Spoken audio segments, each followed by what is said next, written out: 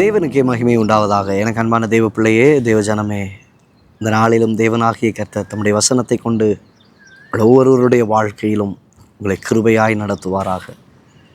எபேசியருக்கு எழுதின நிருபம் 2ஆம் அதிகாரம் 9வது வசனத்தில் நாம் வாசிக்கிறோம், ஒருவரும் பெருமை பாராட்டாதபடிக்கு இது கிரியைகளினால் உண்டானதல்ல.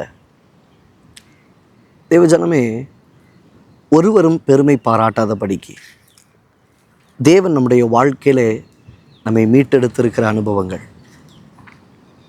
இன்றைக்கு சில நேரங்களில் நாம் சொல்லிக்கொள்கிறோம், நான் நீதிமான், நான் பரிசுத்தம் உள்ளவன், தேவன் என்னை தகுதிப்படுத்தி இருக்கிறார். சில நேரத்தில் மற்றவர்களை ஏளனமாக நம்ம பார்க்குறோம். தேவ பிள்ளையே, வார்த்தை தெளிவாய் சொல்லுகிறது, ஒருவரும் பெருமை பாராட்டாதபடிக்கு. நீங்களும் நானும் எந்த விஷயத்திலையும் பெருமை பாராட்ட முடியாதுங்க. இது உங்களால் உண்டானதல்ல, உங்கள் கிரியைகளினால் உண்டானதல்ல. அறிந்து கொள்ள வேண்டியது என்ன? இது தேவனுடைய ஈவு. It's a gift from above. பரலோகத்தில் உண்டானதான தயவு, ஈவு என்பதை நீங்கள் அறிந்து கொள்ள வேண்டும். எங்களுடைய வாழ்க்கையில் கொஞ்சம் உயர்ந்துட்ட உடனே, கொஞ்சம் நன்மையை பார்த்துட்ட உடனே நம்ம பேச்சு மாறிடுது, நம்ம பாடி ஸ்லாங் மாறிடுது, நம்முடைய எல்லா எண்ணங்களும் மாறிடுது. இல்லை, பெருமை பாராட்டுவதற்கு இடம் உண்டாகும்படி அல்ல. பெருமை உள்ள வந்துடக்கூடாது. பெருமை உள்ளவனுக்கு கர்த்தர் எதிர்த்து நிற்பாராம். அதான் வசனம் சொல்லுது, பெருமை பாராட்டாதபடிக்கு இது உங்களால் உண்டானதல்ல, உங்கள் கிரியைகளினால் உண்டானதல்ல. இது தேவனுடைய ஈவு. நம்ம வாழ்க்கையில் கிடைச்சிருக்கிற சகல ஆசீர்வாதமும் நன்மையும், தேவன் கொடுத்திருக்கிற இரக்கமும் சகல காரியமும் நீ பெருமை பாராட்டாதபடிக்கு அது தேவனால் உனக்கு கொடுக்கப்பட்டது, தேவனால் உனக்கு அருளப்பட்டது.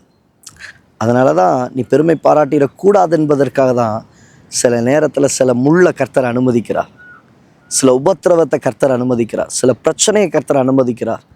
இதெல்லாம் அனுமதித்து அதுக்கப்புறம் தான் அந்த நன்மையை கர்த்தர் கொடுப்பார். இப்போ நான் சொல்லுவேன், இது என்னால் இல்லைப்பா, இது இவங்களால் அல்ல, இது அவர்களால் அல்ல, இது தேவனால் உண்டாயிற்று, இது தேவனால் உண்டாயிற்று.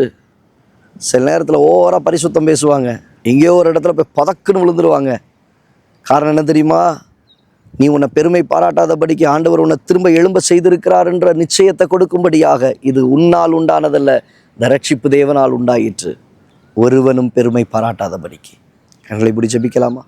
நல்ல தகப்பனே, இந்த வார்த்தைகளை கேட்ட உடைய பிள்ளைகளுடைய வாழ்க்கையில் பெருமை பாராட்டி விடாதபடிக்கு, இது மனுஷனால் அல்ல, தேவனால் உண்டாயிற்று என்கிற எண்ணம் ரட்சிப்பாக இருக்கட்டும்.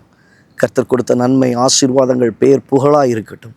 இது கர்த்தரால் உண்டாயிற்று என்கிறதான அந்த உணர்வு இருதயம் அவர்களுக்குள்ளே உண்டாக ஜெபிக்கிறேன், தாழ்த்தி ஒப்பு கொடுக்கிறேன். இயேசுவின் நாமத்தில் பிதாவே, ஆமென்.